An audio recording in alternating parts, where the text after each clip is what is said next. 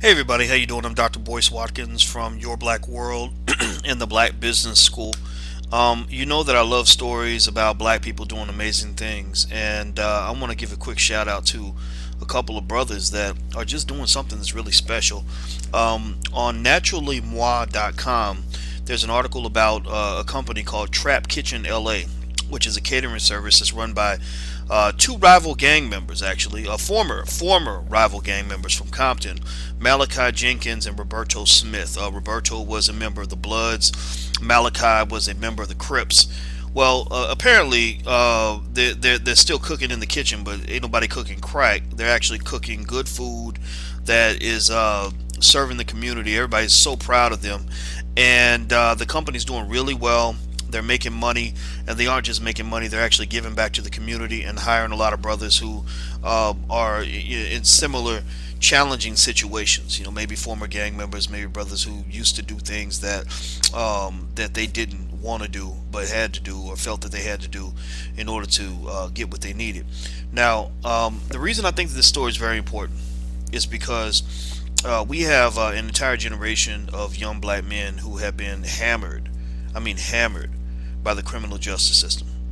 Millions of black men have had their livelihoods, their lives destroyed, families have been destroyed. They've been permanently marginalized from the economic system in America, all because mainly white folks in power, decided in the early 70s and the 80s that we were going to take the jobs out of the black community. We're going to take the education out of the black community, and we're going to replace that with a whole bunch of drugs and a whole bunch of guns. Black people don't make drugs in the hood. We don't make cocaine. We don't grow coca leaves. Black people don't make AK-47s and Smith and Wessons in the hood. White people make those things. Now, I'm not saying this is all white people, but this is not coming from our community. But yet, it's affected our community quite deeply, and it's created quite a conundrum because what's happened is literally millions of young black men who were meant to be intellectual warriors, who were meant to be soldiers in the battle for racial empowerment and equality, have been distracted. They've been distracted into thinking that they were meant to be killers, gangsters, thugs, whatever, dope dealers. Many of them have had their lives stolen from the criminal justice system, put them in a penitentiary. In any country that is heartless enough to take young teenagers and put them in prison for 40 years for relatively minor crimes like drug possession, is a country that hates you. That's just a country that literally is hell bent on your extermination. They see you as roaches, and their system is the roach spray. Um, and when you look at what happened with Compton, which was kind of ground zero for what happened with the war on drugs, I don't know why they picked on South Central LA first, but that's where it all started. You just see a whole generation of not just people that were hit by the system in terms of maybe being addicted to the drugs, getting incarcerated over the drugs, getting killed over the drugs, being traumatized, watching their families get ripped apart over the drugs. You just see how deeply embedded this epidemic is for the black community. And I had a conversation with Michelle Alexander, who wrote the new Jim Crow, not too long ago. Michelle and I, we talk every few months. We're not the best of friends, but we know each other. We work with the same people. And I asked her, I said, I think that reparations should be paid for the war on drugs, not just for slavery and Jim Crow. And she said, absolutely, I agree entirely. So when you hear these politicians that don't want to talk about the damage that's been done to black families, you need to tell them to go to hell, because these men who were not able to recover from what was done to them. These men were meant to be the husbands, fathers, and leaders of our community. They literally exterminated them. They annihilated them. They destroyed the black family in this way. So the way I look at this is twofold. One, I'm not really trying to hear white folks talk to me about anything if you're not really trying to talk about reparations and doing right by what was done to us in the past. I don't want to hear what you have to say. I don't care. I'm not going to forgive you. I'm not going to hold your hand at a Martin Luther King dinner and saying we shall overcome.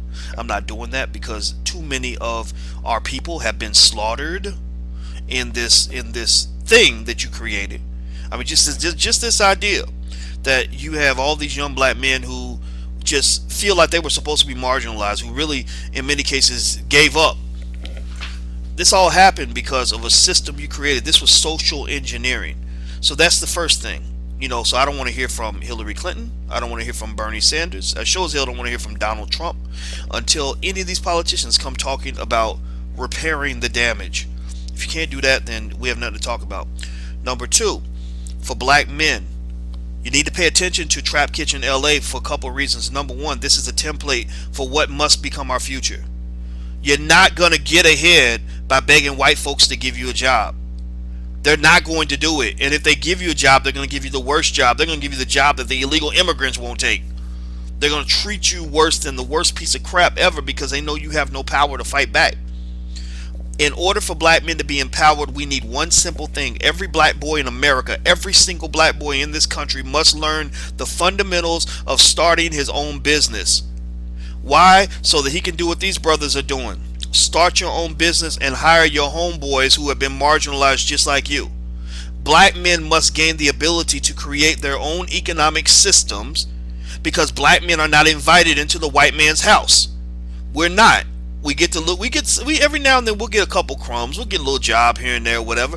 But they treat you like you are just lower than scum. That you are less than an animal.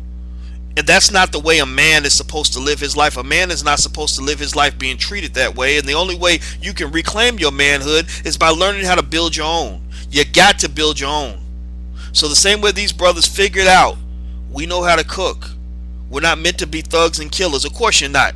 Nobody's born to be a thug and a killer or a gangster or a drug dealer.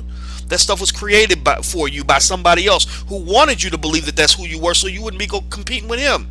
If I got you in prison, or I got you distracted, or I got you out here thugging, then you're not going to compete with me to go to Harvard and Yale or to build a big company or whatever, to compete with me in a global economic system, because you're so busy trying to survive and keep from drowning that you never learn how to swim. You'll never compete in the swim competition because you're trying to keep from drowning. Black men have to build our own, and we have to hire and support our own. What these brothers are doing, they said, we got a talent, we can cook food, we can sell this food for money. It's a very, very basic idea. Once they're selling their food for money, the neighborhood comes together and supports them. You have men like Kendrick Lamar and the Roots and others who understand the importance of buying black, so they're supporting these brothers, providing a customer base, which therefore allows their business to grow, which then gives them the ability to do what? To multiply and hire other people in the similar situation as they were. That's power. Nobody can come into their restaurant, into their situation, and call the shots because they call the shots. That's how you build a kingdom. That's how black men reclaim their power. That is what all of us must do. That was my story as well, because I was also marginalized when I was teaching at Syracuse University, and they wanted to treat me like a nigga every day of the week, even though I had worked hard. And I had a PhD. Everybody goes through it. They treat your president like a nigga.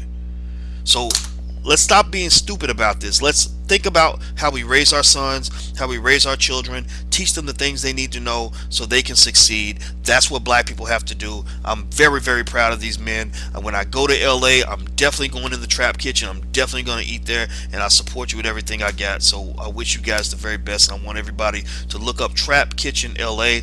The names of these brothers are Malachi Jenkins and Roberto Smith. These are the founders. As far as I'm concerned, you're every bit as great as George Washington and any other white man they put on our wall and tell us to idolize and all that other nonsense. All right, everybody, I'm about to get out of here. By the way, we are on the Economic Empowerment Tour. I hope you'll support it. You can learn more at thedrboycewatkinstour.com. That's thedrboycewatkinstour.com. We're doing a lot of cities, including LA, actually. Next, we're doing Louisville on March 12th and Chicago on March 26th and Baltimore on April 28th. But Houston's actually on deck, so we're actually talking to Houston. That's why Houston came to mind. In LA, we're doing a lot of stuff in LA. So check it out. And also, the Black Wealth Bootcamp begins in a couple of days, so feel free to check that out too. You can go to theBlackWealthBootcamp.com. That's theBlackWealthBootcamp.com. So stay strong, keep it moving, and don't ever give up on yourself, and don't ever let anybody dictate what your future is supposed to be. You decide what your future is going to be. That's it. I'll talk to you soon. Peace.